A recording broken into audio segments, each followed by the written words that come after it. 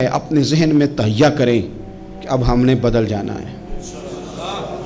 Sugar ہو جائے تو بدلنا پڑتا ہے، اللہ معاف کرے چینی چھوڑنی پڑتی ہے، من پسند مٹھائیاں چھوڑنی پڑتی ہیں، بدلنا پڑتا ہے۔ بلڈ پریشر ہو جائے تو یارو بدلنا پڑتا ہے۔ اگر انسان کو خدا نہ خواستہ کوئی مرض لگ جائے تو بدلنا پڑتا ہے۔ اولاد پیدا ہو جائے تو بدلنا پڑتا ہے۔ گھر میں بیٹیاں پیدا ہو جائیں تو بوڑھے باپ کو بدلنا پڑتا ہے۔ بال سفید آ جائیں تو پھر بھی تو بدل جانا چاہیے نا۔ انسان کی عمر 40 سال ہو جائے تو پھر بھی تو بدل جانا چاہیے۔ شب برات پہ توبہ کرے تو پھر بھی تو بدل جانا چاہیے۔ اب بدل جائیں، اب ہم بدل جائیں۔ اب نہ درد ہوتی ہے، گاڑی میں بیٹھیں تو کمر پہ درد ہوتی ہے، اب ہم بدل جائیں۔ اب لوگ بتاتے ہیں تیرے بال سفید ہونے لگ گئے، اب ہم بدل جائیں۔ اب لوگ ہمیں کہتے ہیں بچے جوان ہو گئے، اب ہم بدل رہے نا یارو۔ اب لوگ ہمیں کہتے ہیں کہ اوہو اب تو آپ اٹھتے وقت زمین پہ پہلے ہاتھ رکھتے ہیں پھر اٹھتے ہیں، اب بدل نہ جائیں۔ اب محسوس ہوتا ہے کہ نیند گہری نہیں آتی، اب محسوس ہوتا ہے کہیں کہیں جسم میں تکلیف ہے، اب بدل نہ جائیں۔ اب نہ کئی کلاس فیلو چلے گئے دنیا چھوڑ کے، بدل نہ جائیں۔ اپنے بہن بھائیوں میں سے کئیوں کا جنازہ پڑا، بدل نہ جائیں۔ ہم میں سے کئیوں نے ماں باپ دفن کر دیے، پھول ڈال دیے قبروں پہ، اب بدل جائیں۔ اب وقت تھوڑا رہ گیا، اب کچھ تبدیلی کی طرف آئیں۔ اب توبہ صحیح والی کر لیں، اب استغفار دل سے پڑھ لیں، اب تبدیل ہو جائیں۔ اب اپنے اندر باہر کچھ تبدیلیاں لائیں، اب اپنے ظاہر اور باطن کو سنواریں۔ اب اللہ رسول کی بارگاہ میں جانا ہے نا تو کہیں ایسا نہ ہو شرم آئے حضور کے سامنے کھڑے ہوتے، حیا آئے نبی کریم کی بارگاہ میں کھڑے ہوتے۔ اب کچھ تبدیلی لائیں، آج ارادہ کریں کہ آج جو توبہ کریں گے وہ صحیح والی کریں گے، آج جو وہاں استغفار کریں گے اللہ کے حضور حاضر ہو کے تو وہ صحیح والا کریں گے۔ اب کچھ تبدیلی کا مزاج لائیں۔ اور پھر ایک اور بات بھی عرض کروں، ہمارے ذاتی تعلقات سارے دھوکہ ہیں، ہماری جیبوں میں مال سارا دھوکہ ہے، ہمارے بلند و باغ دعوے سارے دھوکہ ہیں، ہمارے بڑے بڑے رتبے سارے دھوکہ ہیں۔ بڑے تعلقات تھے بیٹے کے، پر ماں بیمار تھی تو اسے صحت تو نہیں تعلقات کی وجہ سے مل سکی۔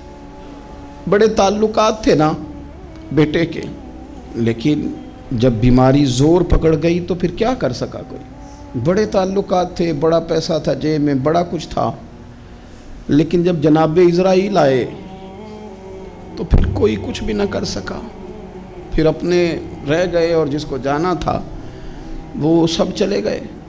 تو یہ جتنی چیزیں ہیں نا یہ کچھ نہیں ہیں، یہ دھوکہ ہے۔ سچ صرف اللہ رسول کی ذات ہے، حقیقت صرف دین ہے، اصل صرف وہ بارگاہیں ہیں۔ دھوکے میں نہ زندہ رہو، چھوڑ دو یہ بات کرنی کہ بڑے تعلقات ہیں، چھوڑ دو یہ بات کرنی کہ بڑا پیسہ ہے، چھوڑ دو یہ بات کرنی کہ برادری قبیلے علاقے میں بڑا، اور کچھ بھی نہیں ہے۔ کل من علیہ فان، ہوئے نامور بے نشاں کیسے کیسے۔ دیکھو زمین کھا گئی، نوجوان کیسے کیسے۔ میں مولانا نورانی کی قبر پہ کھڑا تھا تو میں کہہ رہا تھا مقدور ہو تو خاک سے پوچھوں کہ اے لئیم تو نے وہ گنج ہائے گرا مایا کیا کیے، اتنے بڑے لوگ تو لے گئی، اتنے بڑے لوگ قبروں میں کدھر گئے؟ سلطان محمود غزنوی کہاں ہیں؟ شہاب الدین غوری کہاں ہیں؟ وہ لوگ جو میدانوں میں آ کے صرف ان کا نام لیا جاتا تھا تو دنیا کانپ جاتی تھی، وہ کہاں گئے؟ اٹھ گئے سب لوگ، چلے گئے، ختم ہو گیا معاملہ۔ وقت اب ہماری طرف بڑھ رہا ہے، اب تیزی ہے، اب پیغام اجل آیا، کئی ہمارے ارد گرد سے اٹھا کے لے گیا، اب ہمیں بھی تو واپس لوٹنا ہے نا، تو کچھ تیاری کر لیں، کچھ ارادہ کر لیں۔ اور بارگاہ رب رسول کی اس طرح کی ہے کہ بس جانے کی دیر ہے، بس صرف جانے کی دیر ہے، صرف جانے کی۔ اور اللہ رسول کی بارگاہ دوستو وہ والی ہے کہ جہاں نا زیادہ منت بھی نہیں کرنی پڑتی۔ وہ جو 4-5 لوگ تھے نا مکہ مکرمہ میں، انہوں نے بہت ہی اسلام کی مخالفت کی حد کر دی تھی، ان کے لیے حکم ہوا تھا جہاں ملے قتل کر دو، इकरमा थे, इब्ने क़त्ल थे, कुछ और लोग थे। तो पता है उनको किसी ने मशवरा क्या दिया था? किसी काफिर ने मशवरा दिया, पर पता सलाह क्या दी थी? उसने कहा था तुमने बड़ी ज़्यादतियाँ की हैं, बड़े बेअदब हो, किसी सहाबी के काबू ना आना, मार दिए जाओगे। अपनी ख़ताओं के सबब से तुम मार दिए जाओगे, लेकिन अगर किसी तरीके छुपते छुपाते रसूल पाक की बारगाह में पहुंच जाओ ना, अगर वहाँ किसी तरीके चले जाओ। उन्होंने पूछा माफ़ी कैसे मांगेंगे, मुंह कैसे दिखाएंगे, हमने इतने जुल्म किए, इतनी ज़्यादतियाँ की, कैसे माफ़ी मांगेंगे? तो कहने वाले ने कहा कह नहीं, कुछ नहीं, तुम बस कह देना हम आ गए, इससे ज़्यादा तो बात ही कोई नहीं, इतना ही तो सिर्फ कहना है आ गए, और ना आते तो जाते भी कहते, बस तुम इतना कह देना इन्ना लब्दा इज़ा तारफ़ा सुम्मा ताबा ताबल्लाहु अलैहि। नबी करीम अलैहिस्सलाम ने फरमाया बंदा जब आके कहता है ना या अल्लाह मैं भूल गया था, गलती हो गई, इन्ना लब्दा इज़ा तारफ़ा, मान जो गया हूँ, मान जो गया, गलती हो गई, जब कहता है ना मैं भूल गया, सुम्मा ताबा, फिर वो तौबा करता, ताबल्लाहु अलैहि, अल्लाह देर करता ही नहीं, फ़ौरन तौबा को कबूल फरमा लेता। हमारे यहाँ ना कुछ लोग तो तबन सख्त हैं, अल्लाह माफ़ फरमाए, और कुछ रद्द अमल के तौर पर सख्त हो गए। कुछ बातें दिलों में बैठ गई हैं जिन्होंने तबीयतों को सख्त कर दिया है। कभी कहें आप बहू से कि चलो बूढ़ी सास से अगर कभी को बात सख्त निकल गई है तो माफ़ कर दे, वो तैयार नहीं होती, वो कहती है तुम्हें पता नहीं मेरे साथ क्या कुछ हुआ। कभी सास से कहा जाए ना चलो भूल गई थी बच्ची तो आप दरगुजर कर दें, तो कहते हैं तुम्हें पता नहीं मेरे अंदर सख्ती कितनी आ गई है, दुख कितने बैठ गए। हम ना तबीयतों में सख्ती कर बैठे, हमारे दिल धड़कते ज़रूर हैं लेकिन सिर्फ अपने बच्चों के लिए, हमारे सीनों में दर्द उठता ज़रूर है लेकिन सिर्फ अपनों के लिए। हमने ना 2 4 5 6 बातें जमा करके उन पर पूरा जहन बना के सख्त हो गए हैं, तबीयतें सख्त हैं, दिल सख्त हैं। मेरे नबी पाक सल्लल्लाहु ताला अलैहि वसल्लम ने फरमाया, ये हदीस मुस्लिम शरीफ में मौजूद है, फरमाया जन्नत में वो लोग दाखिल किए जाएंगे जिनके दिल चिड़ियों की तरह नरम है। नरम दिल के लोग, माफ़ कर देने वाले, जल्दी मान जाने वाले। एक साहब थे, अपने भाई से नाराज़ हो गए और उन्होंने रिश्ते से इनकार कर दिया। पहले उनके बेटे की वहीं पे निस्बत थी, इनकार कर दिया। तो कई लोगों ने उनसे कहा, मैंने भी कहा, तो वो कहने लगे पीर साहब इज़्ज़त बड़ी करता हूँ आपकी, लेकिन मैं मर्द हूँ, एक दफ़ा ना कर दूँ तो फिर हाँ नहीं किया करता। तो मैंने उस साहब से कहा, मैंने कहा यूँ ना कर, अगर सुबह क़यामत तेरे बारे में कोई सख्त फ़ैसला आ जाए और रब को मनाना हो किसी मकाम पर तो तू क्या कहेगा? बहाने बना बना के हम सख्त हो गए, दिल इतने सख्त पत्थर कर लिए, मैं फ़लाँ होता हूँ जी, मैं नहीं दोबारा किसी की सुनता। और खुदा के बंदो, मेरे नबी पाक अलैहिस्सलाम ने फरमाया मोमिन तो इस तरह होता है जिस तरह ऊँट के नाक में नकेल होती है, बिठा दो तो बैठ गया, उठ जाओ तो उठ गया। और हुजूर ने फरमाया वो लोग जो बहुत बद इखलाक हैं, झगड़ालू हैं, फसादी हैं, सख्त दिल हैं, वो लोग जन्नत में नहीं जाएंगे। जो झगड़े करते फिरते हैं झगड़ालू लोग हैं। अजीज दोस्तों, अपनी ज़िंदगी के अंदर तबीयत में नरमी, अगर तबीयत नरम हो गई ना जी, मिजाज में नरमी आ गई, तो फिर आप महसूस करेंगे कि आप माफ़ करते भी जल्दी हैं और माफ़ी देते भी जल्दी हैं। फिर आपके ताल्लुकात बचेंगे, आपकी निस्बतें बचेंगी, आपके बहुत सारे रिश्तों में कुर्बत आएगी, टूटेंगे नहीं।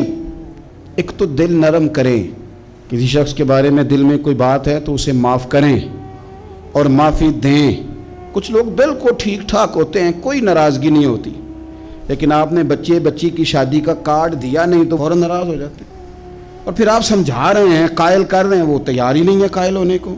सुनो, और इस हदीस को याद रखना, नबी पाक सल्लल्लाहु ताला अलैहि वसल्लम ने फरमाया जिसके पास उसका भाई उज़र लाया, भाई माफ़ी मांगने आया और फिर उसने माफ़ ना किया, अल्लाह के हबीब फरमाते मेरे हौज़े कौसर पे ना आए। तू सख्त होके बैठ गया है, तू कहता है मेरे से पहले सुने, मैं आपको बताऊं इसने मेरे साथ किया क्या। और ठहर जा, अगर हिसाब किताब के बाद माफ़ी वाला उसूल रख लिया जाए कि पहले हिसाब किताब होगा, गलतियों का मदावा होगा, फिर माफ़ी होगी, तो यही हिसाब अगर रब करीम बंदों के साथ करे तो फिर मैं और आप किधर जाएंगे।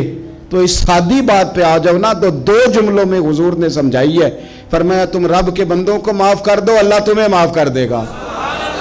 تو آج کی شب سے پہلے، آج کے دن سے پہلے، رمضان المبارک کے تشریف لانے سے پہلے اپنی طبیعت کے اندر ایسا ذوق لائیں، ایسی طبیعت لائیں کہ ہم نے معافی دینی بھی ہے اور معافی لینی بھی ہے۔ بعض اوقات ہم رسم ادا کرتے ہیں شب برات سے پہلے، یہ سوشل میڈیا پہ چل گیا، فلانے کو فلان کہہ دیا، اگر کوئی کبھی ہوئی نا تو معاف۔ ایسے تو نہیں نا معافیاں ہوتی، ہمیں پتہ ہوتا ہے ہم سے کون ناراض ہے، ہمیں خبر ہوتی ہے ہم نے کس کو تکلیف دی، ہمیں پتہ ہوتا ہے کس نے ہمارے لہجوں سے پریشانی پائی ہے، کون ہے جو ہماری وجہ سے اذیت کا شکار ہے، تو اس سے جا کے معافی مانگے، تو یہ چیزیں معافی کا سبب بن جائیں گی۔ اور پھر میرے نبی پاک صلی اللہ علیہ وسلم نے 2-4 چیزیں اور بھی بیان کی ہیں، میرا دل کرتا ہے کہ وہ بھی ذرا آپ کو عرض کر دوں۔ حضور سید عالم علیہ السلام نے نا جنت میں لے جانے والے جب اعمال بیان کیے تو حضور علیہ السلام نے فرمایا کہ ایک تو زکوٰۃ صحیح ادا کرنا، شرک سے بچنا، توحید پہ قائم رہنا، اور زکوٰۃ ٹھیک ادا کرنا اور اپنے رشتہ داروں سے اچھا سلوک کرنا، جنت میں داخل ہو جاؤ گے۔ یہ جو ہمارے زیادہ قریبی لوگ ہوتے ہیں نا، ان کا حق بھی شریعت نے زیادہ رکھا ہے، اور یہ بعضوں کا تکلیف بھی زیادہ دیتے ہیں۔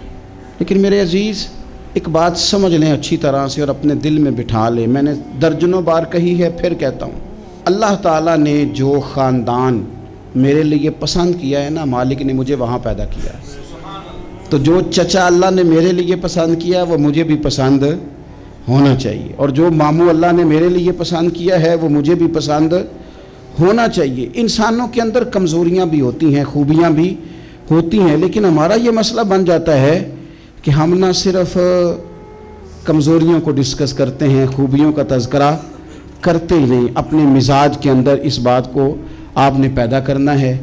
آج ایک اور ارادہ بھی کریں، ایک اور اپنے ذہن کے اندر بات بھی زیادہ شوق کے ساتھ پیدا کریں۔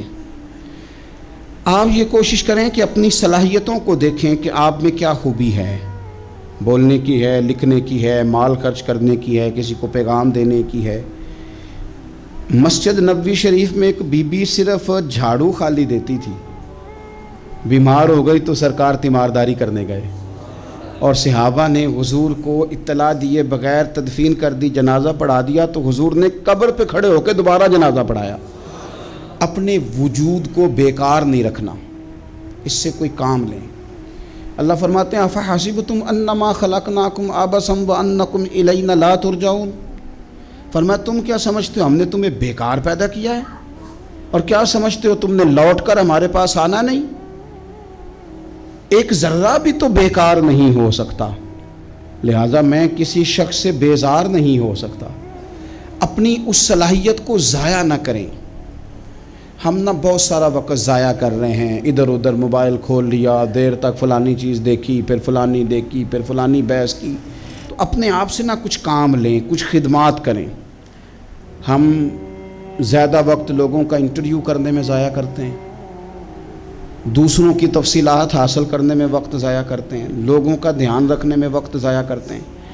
آج کے بعد اپنا دھیان رکھنا ہے، اپنی صحت کا دھیان رکھنا ہے، اپنے معاملات کا اپنے اوپر تھوڑی توجہ دینی ہے، کوشش کرنی ہے کہ کس حد تک ہم اپنی صلاحیت سے فائدہ لے کے کسی کا کچھ نفع کر سکتے ہیں تو وہ نفع کریں، اپنے وجود کو نفع بخش بنائیں۔ حدیث پاک سنیں گے تو آپ محسوس کریں گے کہ اللہ کتنے اجر دینے والا ہے۔ نبی پاک علیہ السلام نے فرمایا جس نے دین کے رستے میں اتنی دیر بھی قتال کیا، لڑا اتنی دیر جتنی دیر اونٹنی کا دودھ دھونے میں لگتی ہے، اتنا تھوڑا وقت بھی دین کے لیے اگر کوئی نکلا، جد و جہد کی، قتال کیا، لڑا، فرمایا اس بندے کو بھی اللہ جنت عطا فرما دے گا۔ اتنا تو کام کرے نا، اتنا تو کام کرے۔ اور حضور علیہ السلام نے رغبت دلائی، یعنی جتنا بھی عمل، حضور فرمانے لگے کسی عمل کو چھوٹا نہ سمجھنا، کچھ نہ ہو سکے تو اپنے بھائی سے مسکرا کے میلی لینا، اللہ اس پر بھی صدقے کا ثواب عطا کر دے گا۔ اور نبی پاک علیہ السلام نے فرمایا دوزخ سے بچ جاؤ صدقہ دے کے۔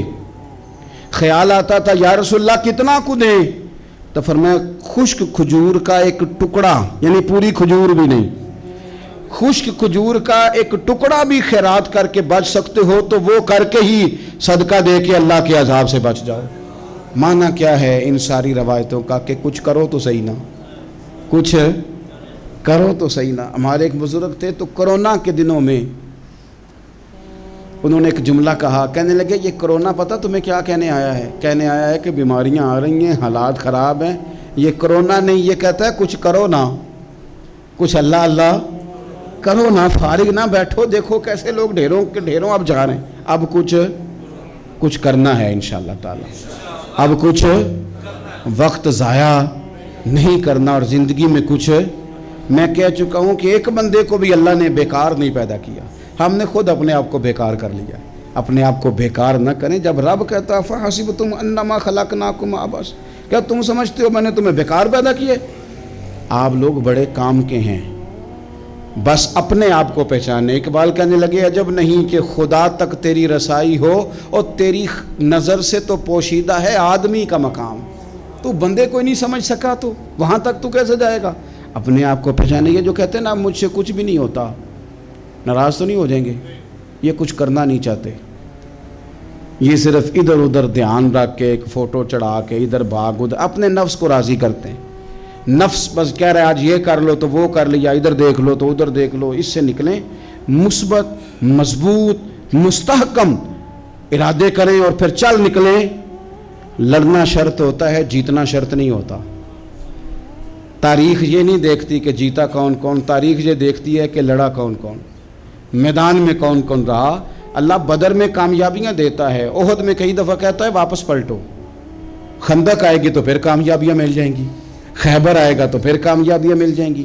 تو اس لیے ہمیشہ جیتنا ہی ضروری نہیں، لڑنا ضروری ہے۔ ہمت کریں، کوشش کریں۔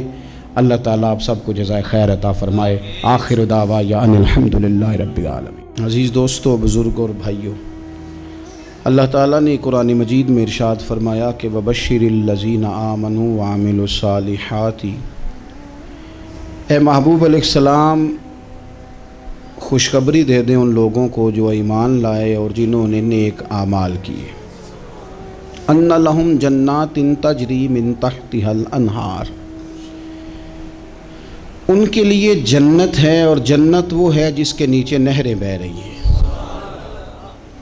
اللہ تبارک و تعالیٰ نے اپنے محبوب کریم صلی اللہ تعالیٰ علیہ وسلم کے غلاموں کو خوشخبری سنوائی، اور سنوائی بھی حضور کے مقدس لبہائے مبارکہ سے۔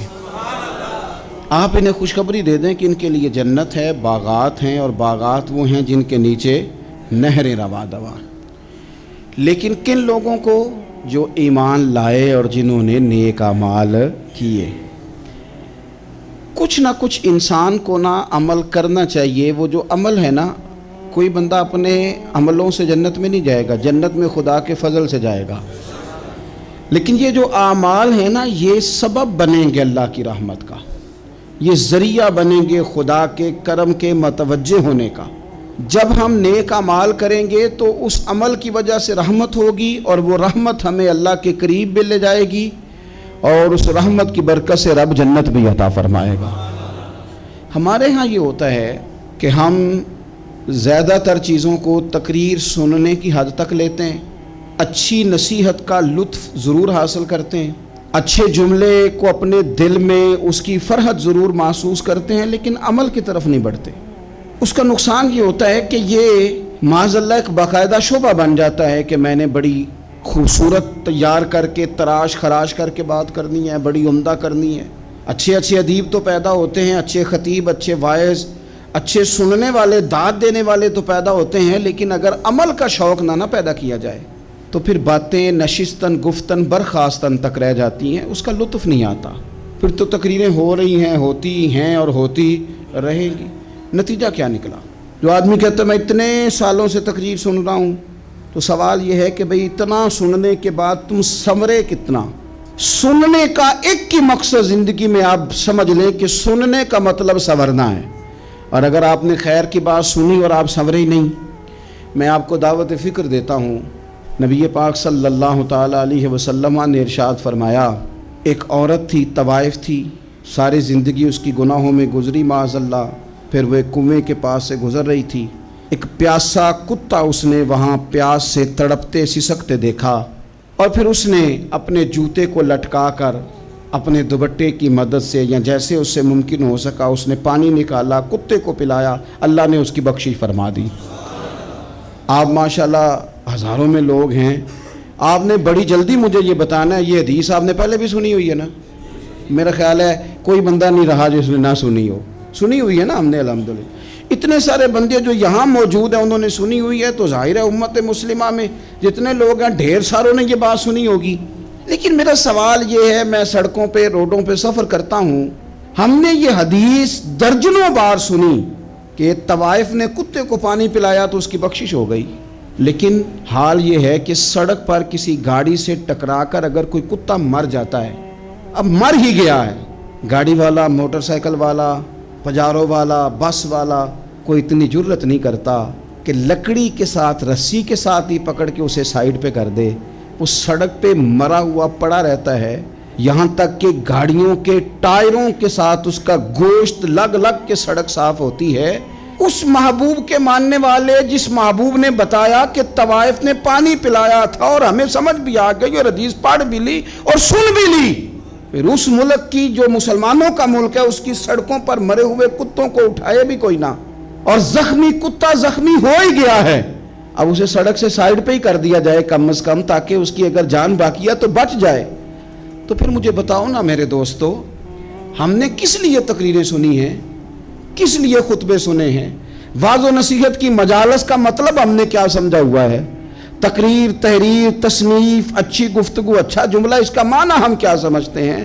تو آج جو خوبصورت گھڑیاں شب برات کی صورت میں ہمیں نصیب ہونے جا رہی ہیں، اس سے پہلے اپنے دل میں یہ ارادہ کرو کہ رب کریم نے ہمیں جتنا دین کا فہم دیا ہے، سمجھ دی ہے، علم دیا ہے، ہم ارادہ کرتے ہیں اب ہم صرف سنیں گے نہیں، پڑھیں گے نہیں، صرف بیان ہی نہیں کریں گے، ہم عمل بھی کریں گے۔ کوئی تھوڑا سا نا عمل کا رستہ بھی تو میرے عزیز ہونا چاہیے۔ اب مطلب بہت ساری جگہوں پہ جانے کا موقع ملتا ہے تو لوگ کہتے ہیں پیر صاحب ناراض نہ ہونا، ہم نے بڑا بندوبست کیا ہوا ہے، تقریر ذرا نہ سوا کو گھنٹہ کرنا۔ تو میں کہتا ہوں مثلاً آپ مجھے بتائیں نا، سوا گھنٹہ تقریر کرا کے آپ نے کیا کرنا ہے؟ اگر تو آپ نے اس لیے بلایا ہے کہ جناب ایک بات سنیں گے، ایک واعظ ہوگا، سر دھنیں گے، تو وہ تو مجھے آتا ہی نہیں، تو میں تو مختصر بات کروں گا اور اتنی کروں گا جس کی ضرورت محسوس کروں گا۔ لمبی چوڑی تقریروں کا کیا مطلب ہے؟ ہم کیا چاہتے ہیں سوائے اس کے کہ جناب بات بڑی اچھی کانوں کو لگ رہی ہے، مزہ بڑا آ رہا ہے، تو آپ نے لیا کیا؟ نتیجہ کیا نکلا؟ میرے رسول پاک علیہ السلام کے صحابہ جو حضور سے نصیحتیں لیتے تھے وہ کیسی تھی؟ حضرت عبداللہ بن بصر رضی اللہ تعالیٰ عنہ حاضر بارگاہ ہوئے، آ کے عرض کی یا رسول اللہ صلی اللہ علیہ وسلم، میں آیا ہوں سونے، پتہ نہیں دوبارہ آ سکوں کہ نہ آ سکوں، حضور پتہ نہیں موقع ملے نہ ملے، ایک بات مجھے بتا دیں، میں اس پہ عمل کروں گا، میری زندگی بھی بن جائے اور آخرت بھی بن جائے۔ تو کریم محبوب نے فرمایا عبداللہ زبان کو خشک نہ ہونے دینا، اس کو تر رکھنا۔ تر حضور کس چیز سے؟ فرمایا اللہ کے ذکر سے تر رکھنا، زبان اللہ کے ذکر سے تر رہے، ہر وقت رب کی یاد رہے، تیری دنیا بھی بن جائے گی اور آخرت بھی بن جائے گی۔ تو میرے عزیز اپنی زندگی کے اندر اب ہم نے عمل کرنا ہے۔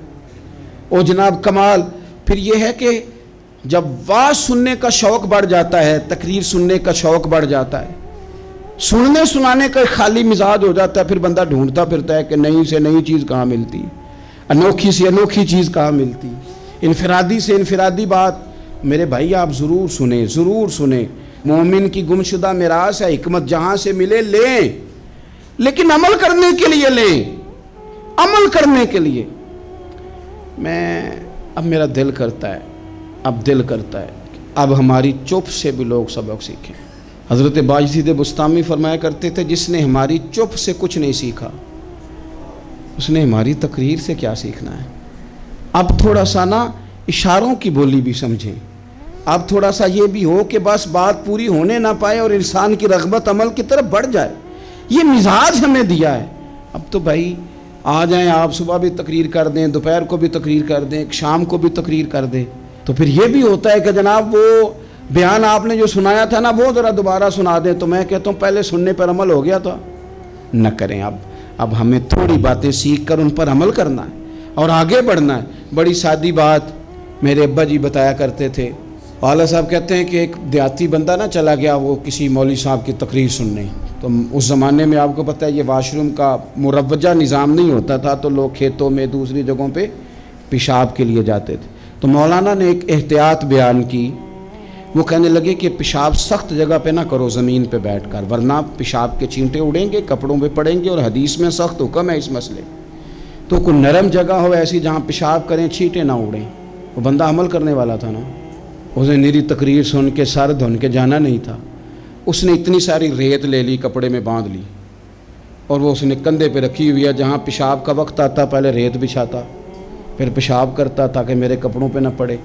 ایک صاحب نے اسے کہا کوئی ہفتے بعد چلو بیان سننے چلیں، تو کہنے لگا میں پہلے پہ عمل کر لوں یہی بڑا ہے، میں نے تو اتنی ساری ریت، کندھا تھک گیا ہے میرا اس دن سے اٹھائی ہے، تو میں نہیں چاہتا کہ نہیں بھی سنوں تو کسی اور جگہ میں۔ یہ تفریح تباہ کے لیے بات کو نہ سمجھیں، اس سادے آدمی نے جو ہمیں سمجھایا مجھے اور آپ کو، اس پر غور کرے کہ کل بھی سنا تھا، پرسوں بھی سنا تھا، پیر صاحب نے ترسوں بھی کہا تھا، شیخ نے پرسوں بھی کہا تھا، پچھلے ہفتے بھی کہا تھا۔ تو نے اگر شیخ کی بھی نہیں سنی، استاد کی بھی نہیں سنی، پیر کی بھی نہیں سنی، اور اس دور کے پیر جو صحیح کام کرنے والے ہیں، استاد جو صحیح کام کرنے، مجبور ہو گئے ہیں بیچارے، کہتے ہیں کس کی تربیت کریں؟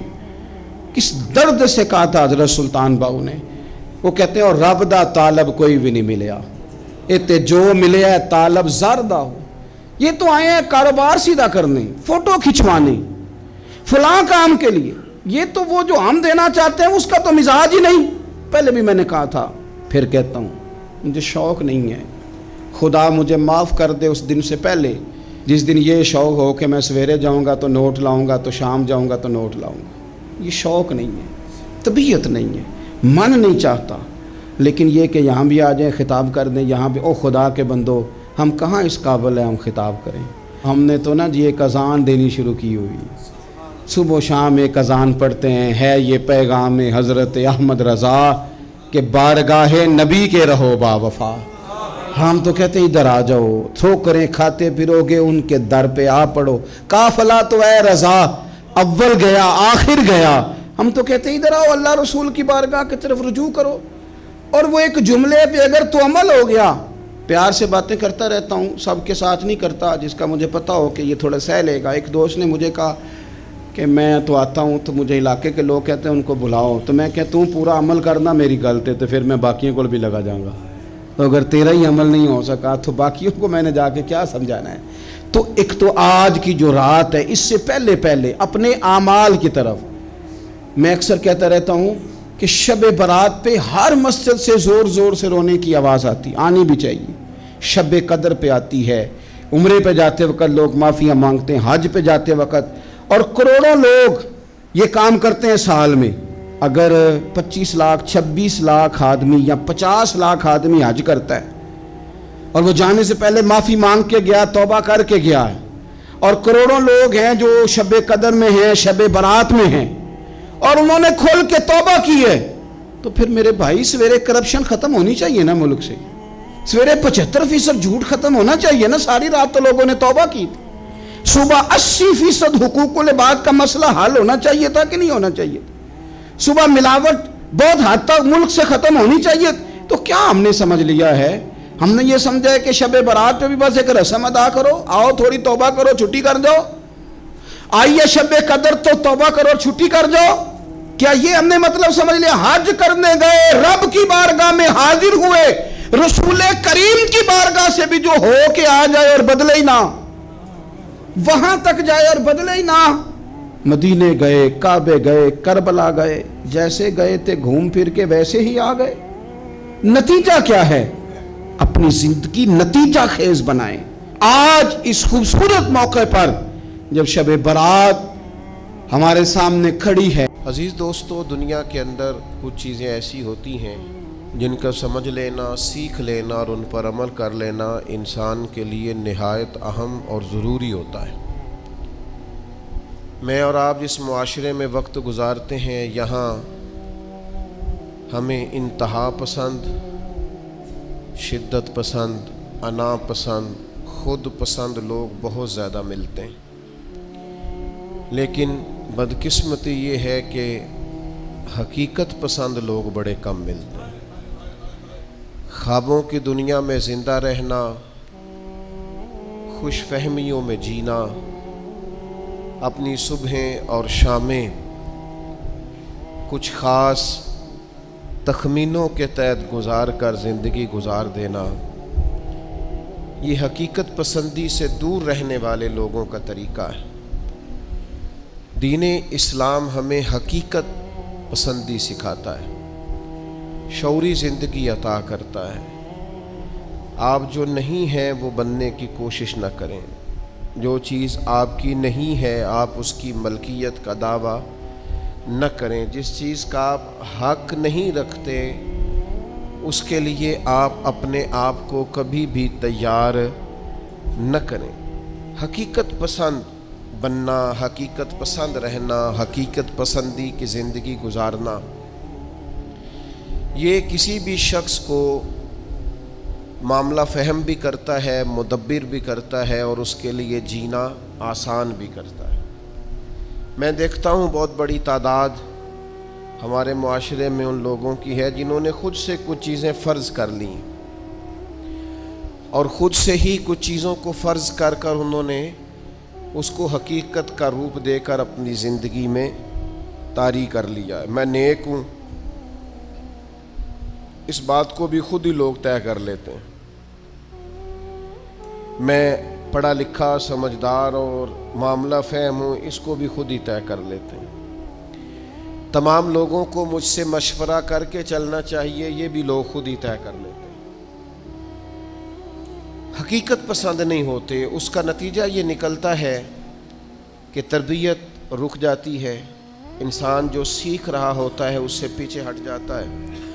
تو زندگی میں حقیقتوں کا سامنا کرنا سیکھیں، ریالٹیز کیا ہیں، حقیقتیں کیا ہیں، گراؤنڈ ریالٹی کیا ہے، اس کو اپنے اوپر نافذ کریں۔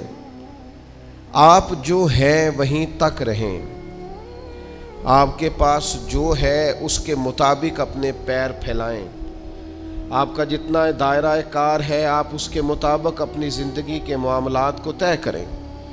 اس کا لازمی نتیجہ یہ نکلتا ہے کہ انسان بہت ساری آزمائشوں سے، پریشانیوں سے، بے جا خواہشات سے بچ جاتا ہے۔ حقیقتوں کا سامنا کریں۔ ہم دیہاتی لوگ ہیں، ہم دیہاتوں میں دیکھتے تھے لوگ شادی بیاہ کے موقع پر قرض اس بنیاد پر اٹھا لیتے تھے کہ مجھے اتنی سلامی بھی تو اکٹھی ہو جائے گی نا، لیکن قرض تو اکٹھا ہو جاتا تھا پر سلامیاں اکٹھی نہیں ہوتی تھی۔ اس کا لازمی نتیجہ پریشانی، آزمائش، مطالبہ کرنے والوں کی سختی، قرض کے نیچے دبا ہوا انسان، یہ اس کا لازمی اور فوری نتیجہ نکلا کرتا تھا۔ میرے بھائی، حقیقت پسند بڑھیں۔ سب سے پہلے اور سب سے بڑی اس حقیقت کو سمجھ لیں کہ اس کائنات کا خالق اللہ تعالیٰ، یہ سب سے بڑی حقیقت ہے۔ اس حقیقت کے سائے میں جو لوگ زندگی گزارتے ہیں وہ لوگ کبھی بھی دشواریوں کا شکار نہیں ہوتے، کبھی بھی الجھاؤ کا شکار نہیں ہوتے۔ سب سے بڑی حقیقت یہ ہے کہ اللہ ہمارا رب ہے، خالق ہے، مالک ہے، رازق ہے، اور پھر سب سے بڑھ کر رحمان ہے اور رحیم ہے، پھر سب سے بڑھ کر غفار ہے اور ستار ہے۔ اس حقیقت کو سمجھ لیں۔ اللہ تعالیٰ نے قرآن مجید میں اس حقیقت کا اس طرح اظہار فرمایا، کیف تکفرون باللہ وکنتم امواتا فاحیاکم، تم کس طرح اللہ کا انکار کرتے ہو حالانکہ تم بے جان تھے، اس نے تمہیں زندگی عطا کی، کچھ نہیں تھے تم، عدم میں تھے، اس نے تمہیں وجود دیا، اور پھر ارشاد فرمایا ثم یمیتکم ثم یحییکم، پھر تمہیں مارے گا اور پھر تمہیں زندگی عطا کرے گا، ثم الیہ ترجعون، پھر تمہیں اسی کی طرف لوٹ جانا ہے۔ کبھی اس حقیقت سے کوئی شخص آنکھیں نہیں پھیر سکتا کہ یہ جو اس کا اپنا وجود ہے یہ بھی سارے کا سارا اللہ تعالیٰ کی مشیت اور اس کی رضا پر مبنی۔ اس نے اپنا وجود بھی اپنی مرضی سے تشکیل نہیں دیا، قد کاٹ اپنی مرضی سے تشکیل نہیں دیا، حسن و جمال اپنی مرضی سے تشکیل نہیں دیا، تو پھر کیسی عجیب بات ہے، یہ روزمرہ کے معاملات اپنی مرضی سے تشکیل دینا چاہتا ہے۔ اسے چاہیے کہ جس طرح اس کا وجود، اس کا حافظہ، اس کے چہرے کی ساخت اس کی اپنی مرضی کی نہیں، رب رسول کی مرضی کی ہے، تو پھر یہ بھی زندگی اپنی مرضی کی نہ گزارے، اس حقیقت کا قائل ہو جائے کہ جینا بھی اسی طرح ہے جو حکم اللہ تعالیٰ نے ارشاد فرمایا ہے۔ لیکن زندگی اللہ کی دی ہوئی، رزق اللہ کا دیا ہوا، سانسیں اللہ کی دی ہوئی، لوگ جینا اپنی مرضی سے چاہتے ہیں۔ یہ حقیقت پسندی سے دور بات ہے۔ جس شخص نے جو مشینری بنائی ہے، آپ اسی سے پوچھیں گے اس کو کیسے چلانا ہے، آپ اسی سے دریافت کریں گے کہ کیا چیز استعمال کرنے سے صحت ٹھیک ہوگی، کیا استعمال کرنے سے خراب ہوگی۔ آپ اسی طبیب حکیم کے مشورے سے چلیں گے۔ ہم من چاہی زندگی چاہتے ہیں تو سب سے پہلے تو اس حقیقت کو سمجھ لیں کہ کائنات کا رب، اور جب بنائی اسی نے ہے تو چلے گی بھی اسی کے حکم کے ساتھ۔ دوسری بات، پوری دنیا اس بات کو اچھی طرح تسلیم کر لے کہ اللہ کے لاڈلے اور آخری نبی جناب محمد الرسول اللہ ہیں صلی اللہ تعالی علیہ وسلم۔ اللہ تعالیٰ نے ساری رعنائیاں، ساری خوبصورتیاں، سارا وقار اور ساری عزتیں نبی پاک کی غلامی میں جمع کر دی۔ اب کوئی شخص اگر یہ چاہے گا کہ میں حضور سے ہٹ کر کہیں سے عزت اویل کر لوں، نبی پاک علیہ السلام کی پیروی سے ہٹ کر کہیں سے میں کوئی خیر کٹھی کر لوں، تو یہ حقیقت پسندی سے دوری ہے، ہو نہیں سکتا۔ وَمَن يُطِعِ اللَّهَ وَرَسُولَهُ فَقَدْ فَازَ فَوْزًا عَظِيمًا۔ کامیابی اسی شخص کو ملے گی جو اللہ اور اس کے رسول کی فرما برداری کرے گا۔ یہ کائنات کی سب سے بڑی حقیقت ہے کہ ساری کامیابیاں، سارا حسن، سارا کمال، ساری خوبصورتیاں حضور کی سنت اور شریعت سے وابستہ ہیں۔ ہم جتنا مرضی نئے دور کا فیشن اوڑھ لیں، جتنا مرضی بھاگ لیں، جہاں تک ہماری رسائی ہے ہم جا لیں، لیکن حق اور سچ یہی ہے کہ قُلْ إِن كُنتُمْ تُحِبُّونَ اللَّهَ فَاتَّبِعُونِي يُحْبِبْكُمُ اللَّهُ۔ اللہ کہتے ہیں محبوب ان سے فرما دیں اگر یہ رب سے محبت کرنا چاہتے ہیں تو آپ کی غلامی کریں، اللہ انہیں اپنا محبوب بنا لے گا۔ سب سے بڑی حقیقت یہ ہے۔ دوسری بات جو بڑی سمجھنے والی ہے اور غور کرنے والی ہے، اسی سے وابستہ، کہ یہ بھی کائنات کی سب سے بڑی حقیقت ہے کہ نبی کریم اللہ کے آخری نبی ہیں۔ ما کان محمد ابا احد من رجالکم ولکن رسول اللہ وخاتم النبیین۔ محمد صلی اللہ تعالی علیہ وسلم مردوں میں سے کسی کے باپ نہیں ہیں، لیکن اللہ کے رسول ہیں اور نبیوں میں سب سے آخری ہیں۔ سورج اپنی جگہ چھوڑ سکتا ہے، چاند اپنی جگہ بدل سکتا ہے، ستارے زمین پر آ سکتے ہیں، اس زمین کا سارا نظام بدل سکتا ہے، پر رسول پاک کے بعد کوئی نبی نہیں آ سکتا۔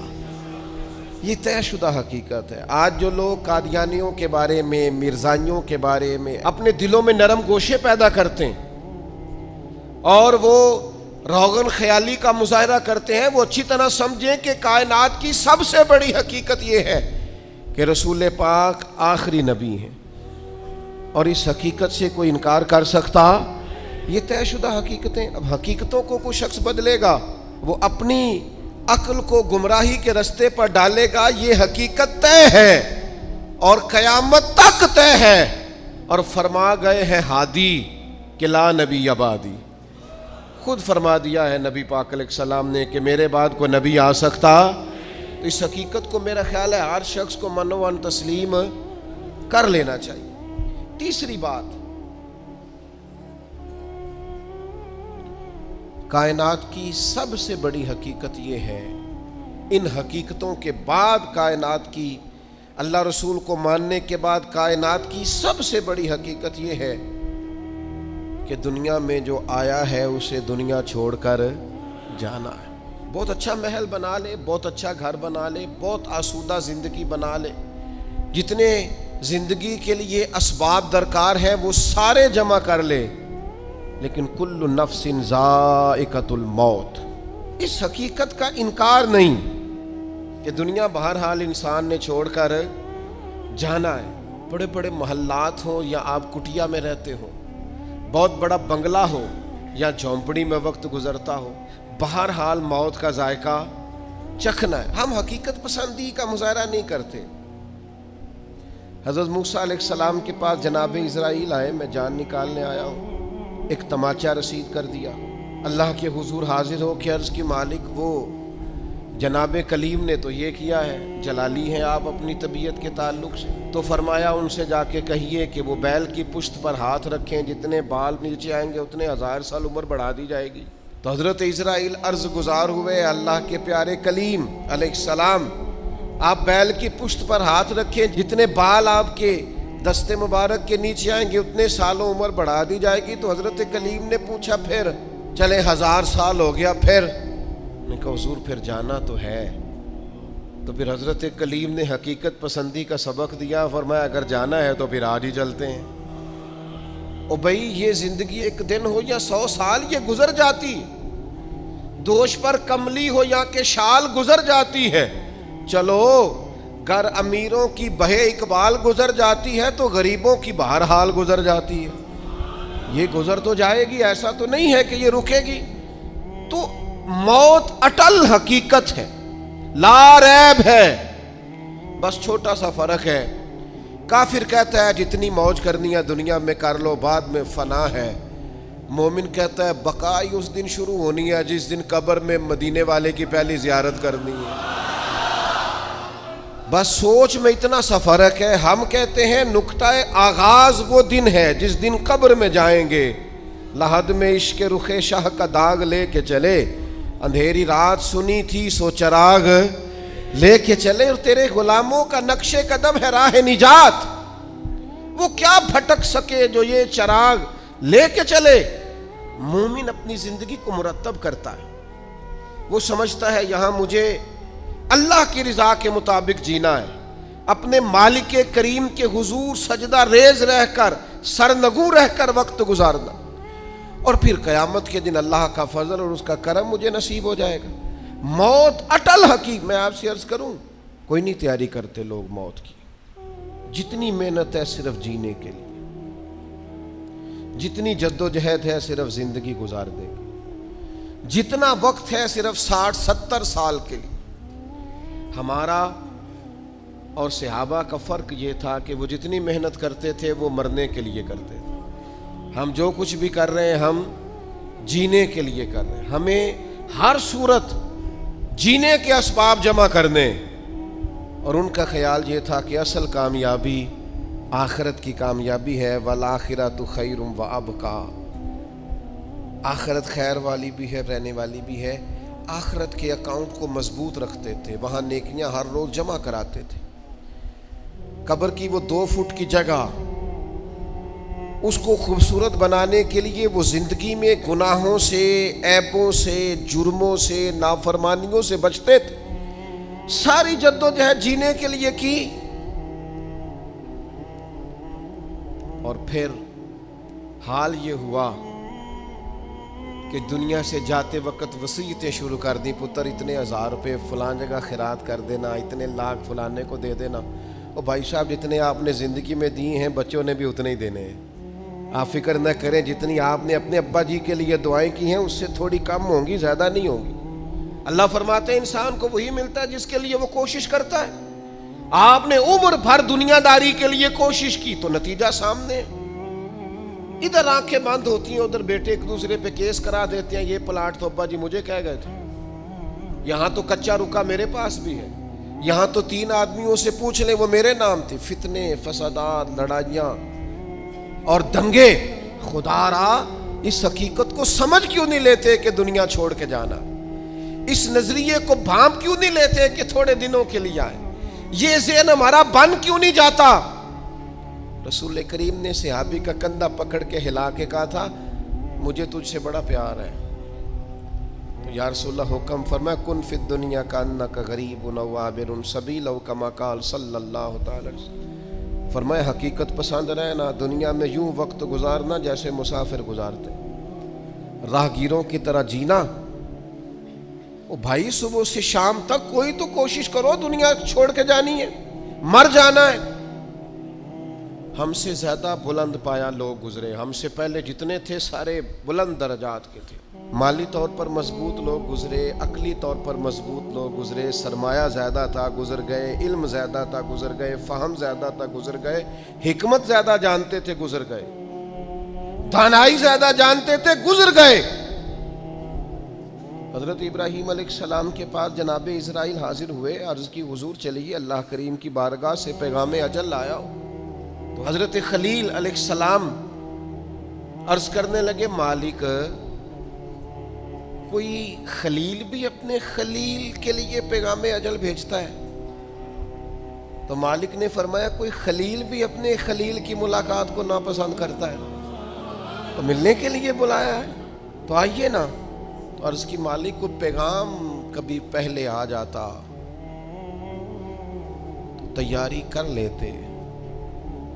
تو کہا ابراہیم تندرست جسم میں جس دن پہلا درد ہوا تھا تو پہلا پیغام ہی تو بھیجا تھا، سیاہ بالوں میں جس دن سفید بال چمکے تھے تو پیغام بھیجا تو تھا، جس دن سیدھی کمر درد سے تھوڑی جھکنے لگی تھی تو پیغام بھیجا تو تھا۔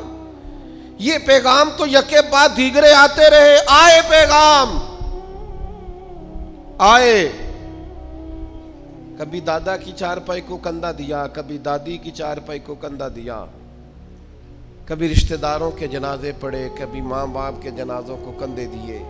وقت تو سارے دیکھے، لیکن کیا خیال تھا صرف انہوں نے دنیا چھوڑنی تھی؟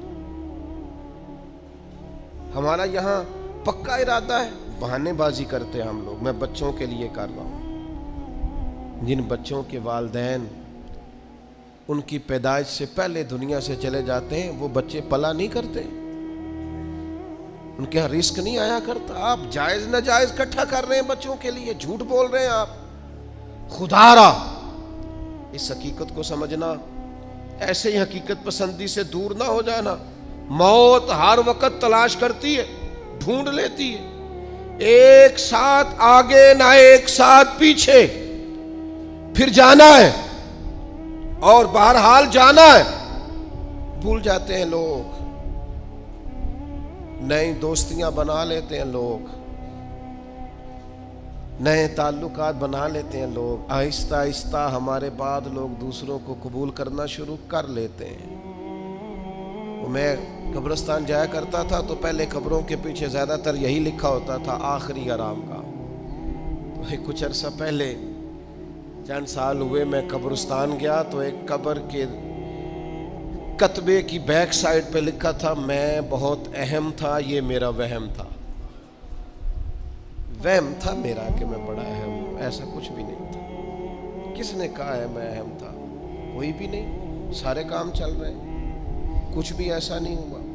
بھائی اس حقیقت کو سمجھو، جانا ہے اور بہرحال جانا ہے، اور دنیا کو بہرحال چھوڑنا۔ حقیقت پسند بنے، اور یہ جو سہارے ہم نے لیے ہوئے ہیں جان بوجھ کر جھوٹ کے اور ڈانگ ٹپاؤ پالیسی کے، دیکھی جائے گی بس ٹھیک ہو جانا ہے بس تھوڑا، یا اس سے باہر آ جائے۔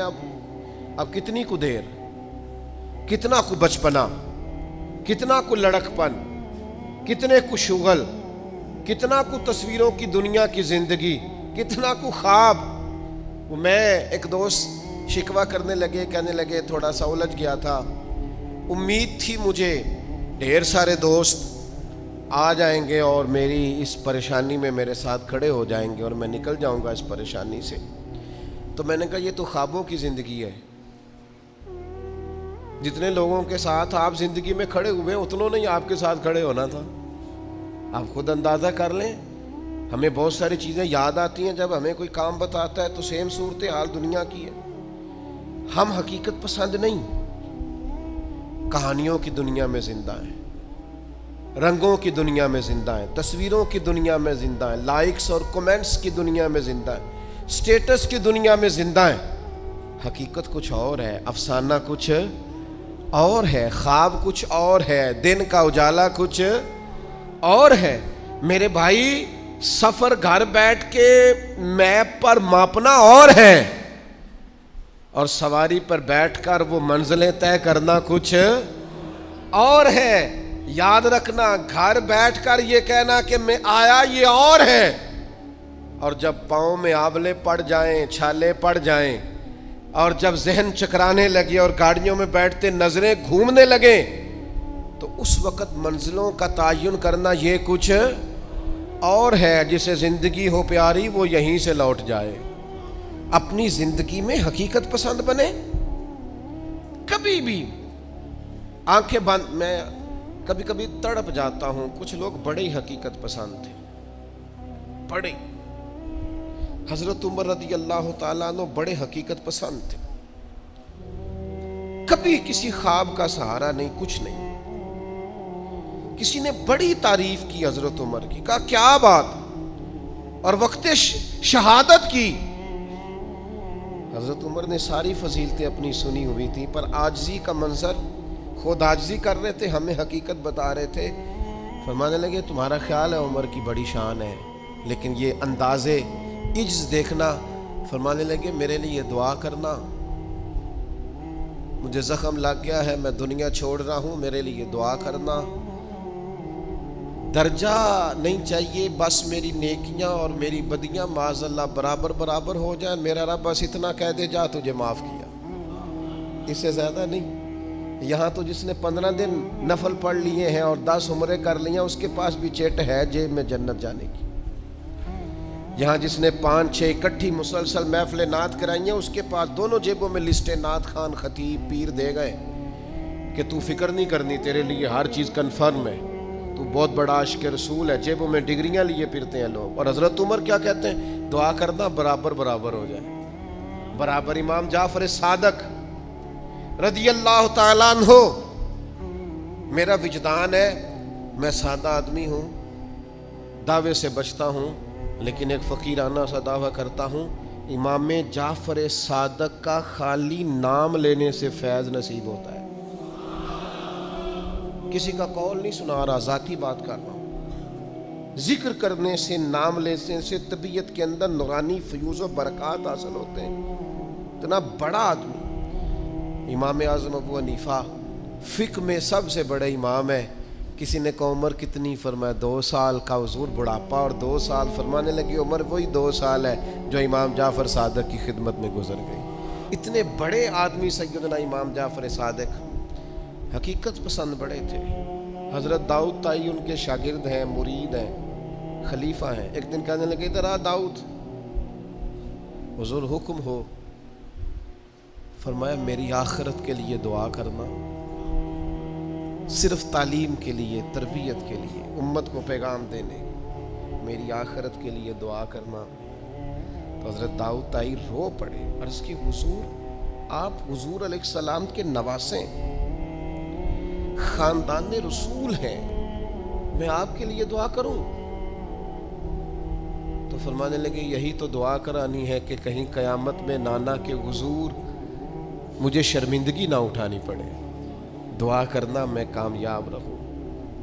मैं ढेर सारे ऐसे सादात को जानता हूं जिन्होंने ज़िंदगी भर किसी को बताया नहीं मैं सैयद हूँ। वो कहते थे यार ज़रा वो स्टेटस बन जाए, मेयार बन जाए किरदार व अमल का, इल्म व फजल का, फिर करेंगे इज़हार। आजी में रहे उम्र भर, खुदारा हकीकत पसंद बने, रियलिटीज को समझें, जो असल है उस पर आप कायल हो, जो असल नहीं उस पर आप कभी भी।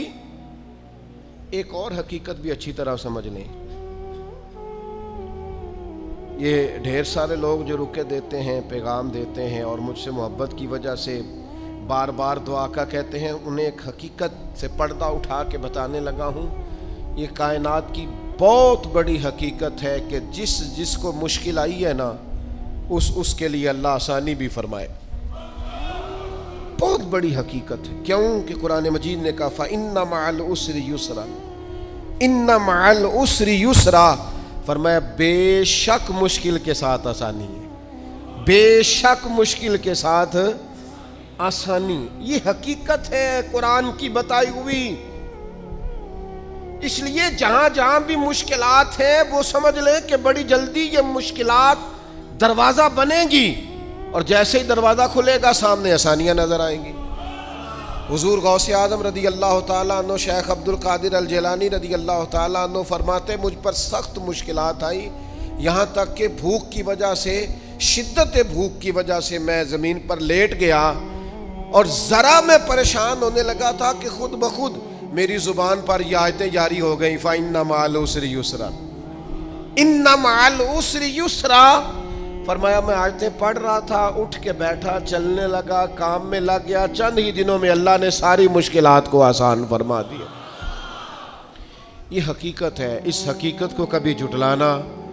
اس لیے یہ جو لوگ اکثر کہتے ہیں نا کہ جناب اسلام پر بڑی مشکلات ہیں اور حالات بڑے سخت ہیں اور فلانا کیا کر رہا ہے اور فلانا کیا کر رہا ہے، تو میں کہا کرتا ہوں یہ جتنا زیادہ گمہ ہوتا ہے نا طوفان اتنا تیز آیا کرتا ہے، گھٹن جتنی زیادہ ہو ہوا پھر اتنی۔ مسلمانوں نہ گھبراؤ، خدا کی شان باقی ہے، ابھی اسلام زندہ ہے، ابھی قرآن باقی ہے۔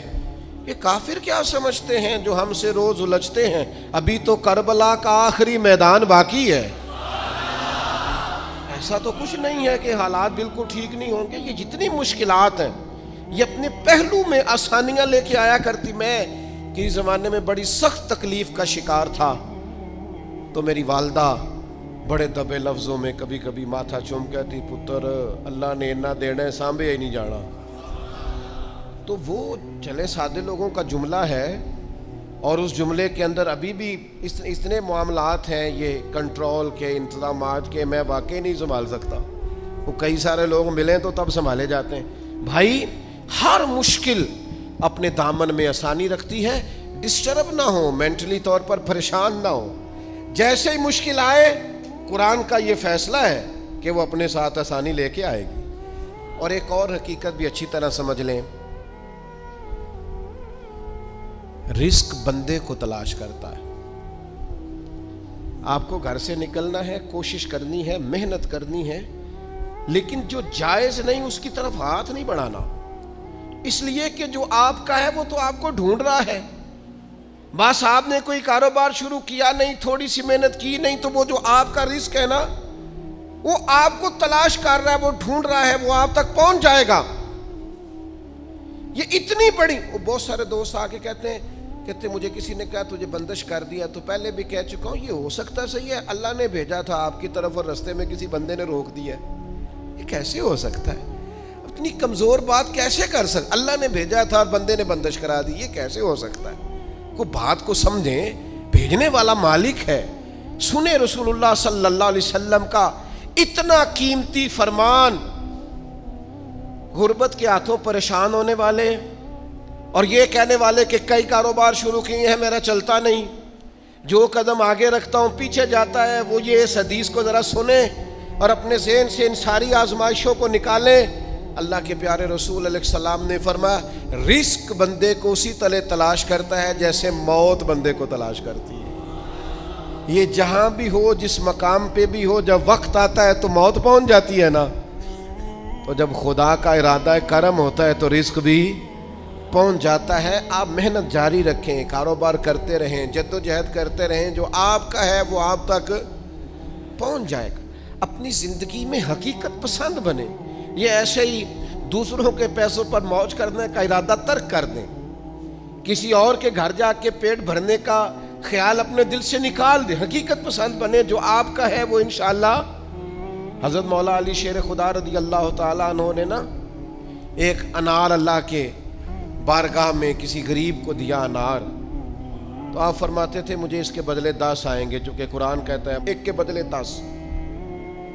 وہ دروازے پہ ایک شخص آئے دینے کے لیے، وہ دیا آپ نے، تو ایک شخص صاحب انار لے کے آئے، تو انہوں نے مولا علی شیر خدا کو 10 دیے۔ آپ فرمانے لگے یہ نہیں ہمارے، کہنے لگا آپ کے ہیں، فرمایا ہمارے نہیں، کہا آپ کے ہیں، یہ ذرا یقین کا حسن دیکھیے، فرمایا ہمارے نہیں، کہا جناب آپ کے ہی ہیں، فرمایا نہیں ہمارے تو آنے تھے 11، چونکہ ایک کے بدلے میں اللہ نے 10 دینے تھے، ایک ہمارے والا اور 10 اللہ کی طرف سے انعام آنے والا، اس شخص نے جیب میں ہاتھ ڈالا, کہنے لگے اے شیر خدا, آپ کے یقین کامل پہ بھی قربان جاؤں, میں 11 ہی لایا تھا, بس دیکھ رہا تھا شیر خدا کیا فرماتے ہیں.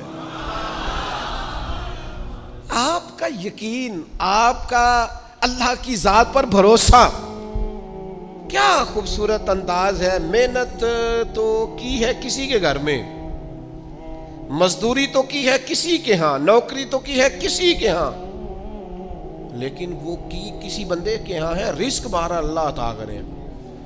میرا خیال ہے اگر یہ ذہن بن جائے تو یہ جو ہم روز شکوے کرتے ہیں نا, فلانا ظالم ہو گیا, فلانا جابر ہو گیا, فلانا فاسق ہو گیا, اگر کوئی ہے تو ظاہر ہے وہ اپنے جرم کی سزا پائے گا, لیکن ہم اس آزمائش سے بھی باہر آ جائیں. زندگی حقیقت پسندوں والی گزاریں. خیالات کی دنیا, خوابوں کی دنیا, لوگوں پر بھروسہ, بندوں سے امیدیں, مخلوق خدا پر توجہ, اتنے مل جائیں گے, اتنے آ جائیں گے, فلانا اتنی مہربانی کر دے گا. ان ساری جو ہماری حقیقت پسندی سے دوری ہے, اس ساری چیز, یہ ساری خوابوں کی دنیا ہے. آپ حقیقت کی دنیا میں آئیں, زمین پر آئیں.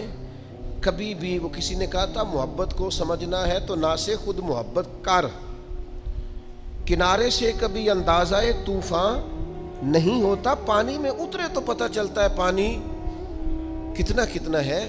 اس لیے عزیز بھائی, میری بالخصوص نوجوانوں سے گزارش ہے, حقیقت پسند بنو یار. آپ جو نہیں ہیں وہ بننے کی ضرورت, بہت پہلے کہا تھا پھر کہتا ہوں. ایک بزرگ کہتے ہیں میں ہر ایک سے نصیحت لے لیتا تھا. ایک طوائف گزر رہی تھی تو وہ بھی مجھے نصیحت کر گئی. میں نے اسے کہا کہ پردہ کار اللہ سے ڈر. اس نے ایسا جواب دیا کہ کئی گھنٹے بابا جی بے ہوش رہے. کہتے میں نے کہا پردہ کر اللہ سے ڈر, تو کہنے لگی حضور معاف کرنا, آپ نے ایک بات کی ہے تو ایک میں بھی کر لوں. میں نے کہا بیٹا کر لو. تو کہنے لگی میں انشاءاللہ توبہ بھی کروں گی, پردہ بھی کروں گی, پر ایک بات کرنی ہے, میں جو ہوں وہی کہلاتی ہوں. آپ بتائیے آپ جو کہلاتے ہیں آپ وہ ہیں کہ یا ڈھونگ رچایا ہوا ہے؟ سچ بتائیں. لوگ تو آپ کو ولی اللہ مانتے ہیں, درویش, صوفی, فقیر, خدا ترس مانتے ہیں. آپ نے ڈھونگ رچایا جو آپ ہیں بھی. فرماتے اللہ اکبر کا اور بے ہوش ہو کے زمین پہ گر پڑا, اور پھر میں اسے ڈھونڈتا رہا. زبان خلق کو نکارائے خدا سمجھو.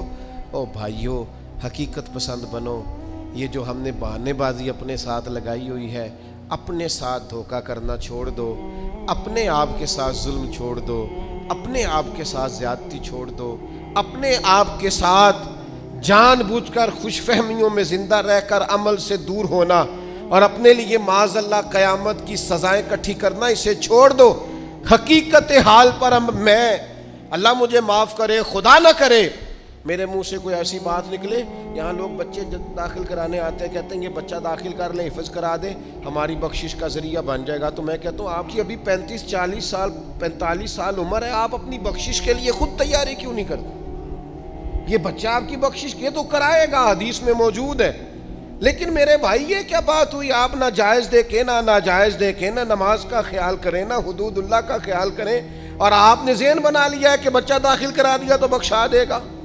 اور وہ جو بخشانے والی بات ہے نا مشکات میں, اس کے بھی لفظ کیا ہیں؟ فرمایا جو قرآن مجید کو پڑھے اور قرآن کے حلال کو حلال جانے اور حرام کو حرام جانے, وہ اپنے خاندان کے 10 بندے لے کر جنت میں جائے گا. میں انکار نہیں کرتا, یہ بہت بڑی بشارت ہے, حافظ بندے جنت میں لے کے جائیں گے. اور اعلیٰ حضرت نے لکھا ہے عالم دین کے شاگردوں کی تعداد آسمان کے تاروں کے برابر بھی ہوئی تو اللہ عالم کی سفارش ان کے حق میں قبول فرمائے گا. یہ بات درست ہے, پر یہ کہ آپ بھروسہ کر کے بیٹھ گئے. حضرت ابو ہریرہ رضی اللہ تعالیٰ عنہ نے کہا تھا حضور جو کلمہ پڑھے گا جنت میں جائے گا. تو یہ روایت میں بیان کر دوں تو حضرت عمر قریب تھے, عرض کی حضور اس طرح تو لوگ عمل کرنا چھوڑ دیں گے. تو حضور نے فرمایا ابو ہریرہ رہنے دو, ان کو وہی باتیں بتاؤ جو عمل کے قریب کریں. بڑی خوش فہمیاں ہیں, نا عاقبت اندیشیاں ہیں. کبھی کبھی لوگوں کی باتیں سن کے ہم حیران ہو جاتے ہیں کہ یار چھوڑ دیں, آپ حقیقت پسند بنیں. کم از کم میں, کم از کم آپ, ہم تو اتنا سوچیں کہ یار بس جو اصل ہے اس پر رہیں, اصل سے آگے بڑھنے کی کوشش نہ کریں. ورنہ پھر زندگی ہواؤں کی نظر ہو جائے گی. خوابوں میں جینے کی ضرورت نہیں ہے. آپ آنکھ کھولیں, بیدار ہوں اور بیداری میں زندگی گزاریں. آپ کو لطف آئے گا کہ جو آپ ہیں وہی آپ کر رہے ہیں. میں اللہ کے حضور بڑے درد دل سے آج عرض گزار ہوں, اے اللہ پوری دنیا کے مسلمانوں کو, پاکستان والوں کو اللہ حقیقت پسند کر دے, محنت کا عادی کر دے, کردار و عمل کو ٹھیک کرنے والا کر دے, آسانی والا کر دے, شعوری زندگی گزارنے والا کر دے.